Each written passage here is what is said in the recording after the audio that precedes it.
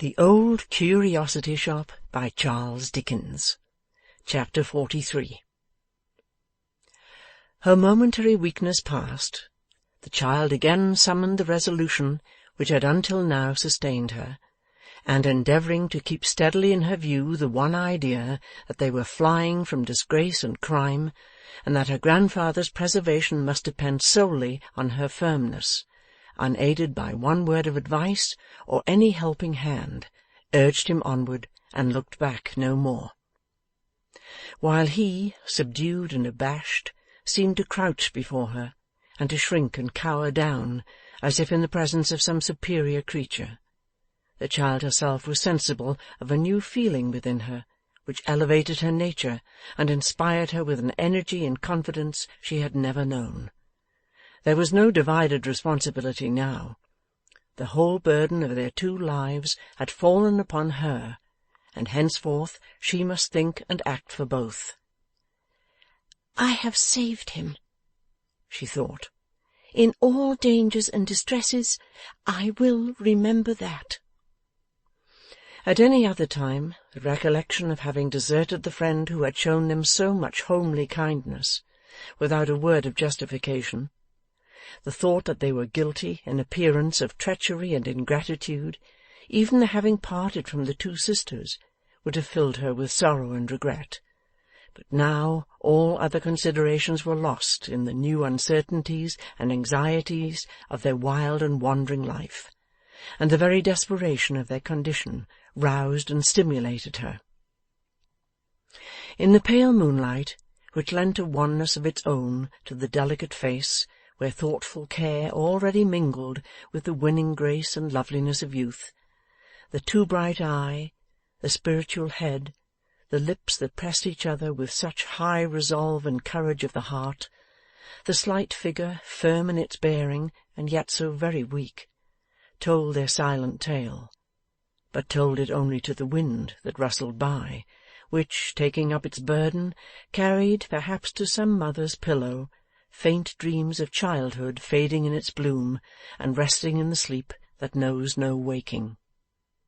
The night crept on apace. The moon went down, the stars grew pale and dim, and morning, cold as they, slowly approached. Then from behind a distant hill the noble sun rose up, driving the mists in phantom shapes before it, and clearing the earth of their ghostly forms, till darkness came again. When it had climbed higher into the sky, and there was warmth in its cheerful beams, they laid them down to sleep upon a bank hard by some water. But Nell retained her grasp upon the old man's arm, and long after he was slumbering soundly, watched him with untiring eyes. Fatigue stole over her at last, her grasp relaxed, tightened, relaxed again, and they slept side by side. A confused sound of voices, mingling with her dreams, awoke her. A man of very uncouth and rough appearance was standing over them, and two of his companions were looking on from a long heavy boat which had come close to the bank while they were sleeping. The boat had neither oar nor sail, but was towed by a couple of horses, who, with a rope to which they were harnessed slack and dripping in the water, were resting on the path. "Halloa!" said the man roughly. "What's the matter here?" "We were only asleep, sir," said Nell. "We have been walking all night." "A pair of queer travellers to be walking all night," observed the man who had first accosted them. "One of you is a trifle too old for that sort of work, and the other a trifle too young. Where are you going?" Nell faltered, and pointed at hazard towards the west, upon which the man inquired if she meant a certain town which he named. Nell, to avoid more questioning, said yes, that was the place. "Where have you come from?"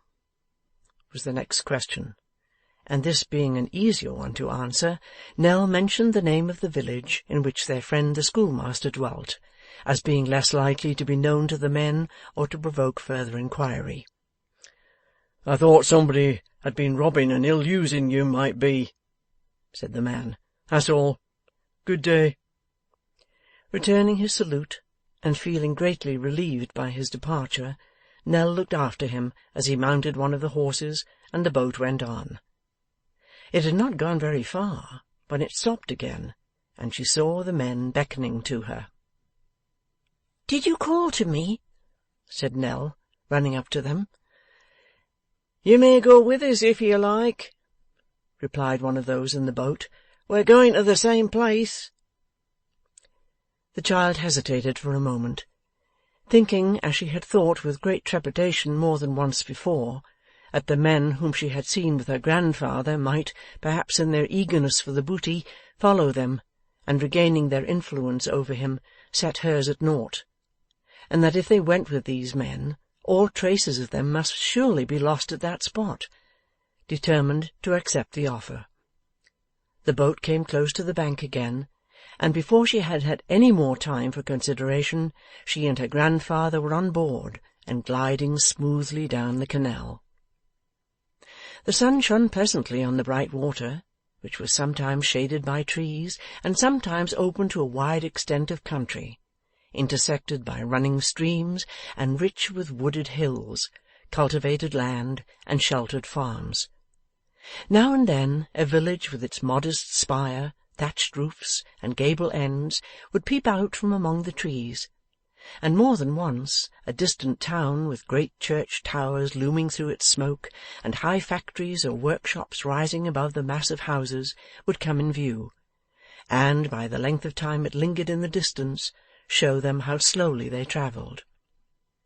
Their way lay, for the most part, through the low grounds and open plains, and except these distant places and occasionally some men working in the fields or lounging on the bridges under which they passed to see them creep along, nothing encroached on their monotonous and secluded track. Nell was rather disheartened when they stopped at a kind of wharf late in the afternoon, to learn from one of the men that they would not reach their place of destination until next day, and that if she had no provision with her she had better buy it there. She had but a few pence, having already bargained with them for some bread, but even of these it was necessary to be very careful, as they were on their way to an utterly strange place, with no resource whatever. A small loaf and a morsel of cheese, therefore, were all she could afford, and with these she took her place in the boat again, and, after half an hour's delay, during which the men were drinking at the public house, proceeded on the journey. They brought some beer and spirits into the boat with them, and what with drinking freely before, and again now, were soon in a fair way of being quarrelsome and intoxicated. Avoiding the small cabin, therefore, which was very dark and filthy, and to which they often invited both her and her grandfather, Nell sat in the open air, with the old man by her side, listening to their boisterous hosts with a palpitating heart, and almost wishing herself safe on shore again, though she should have to walk all night. They were, in truth, very rugged, noisy fellows, and quite brutal among themselves, though civil enough to their two passengers.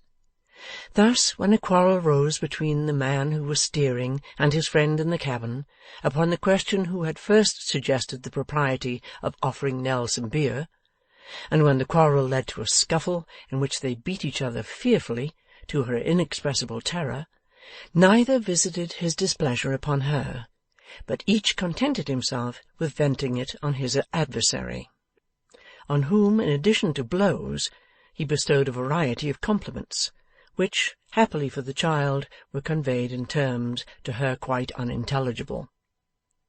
The difference was finally adjusted by the man who had come out of the cabin knocking the other into it head first, and taking the helm into his own hands, without evincing the least discomposure himself, or causing any in his friend, who, being of a tolerably strong constitution, and perfectly inured to such trifles, went to sleep as he was, with his heels upwards, and in a couple of minutes or so was snoring comfortably.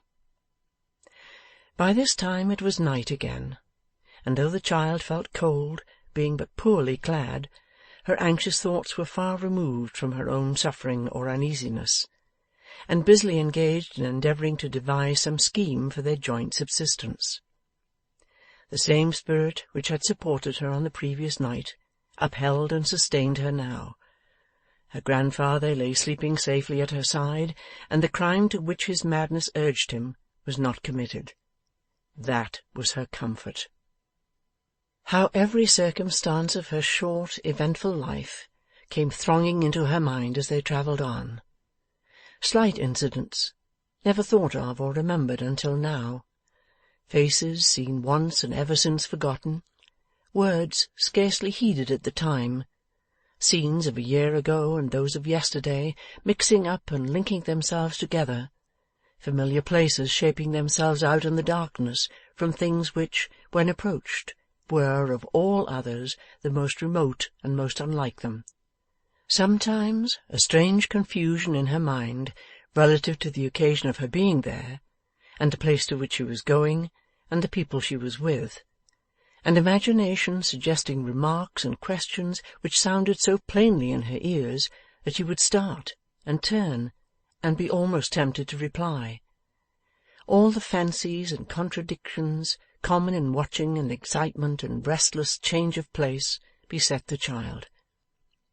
She happened, while she was thus engaged, to encounter the face of the man on deck, in whom the sentimental stage of drunkenness had now succeeded to the boisterous, and who, taking from his mouth a short pipe, quilted over with string for its longer preservation, requested that she would oblige him with a song.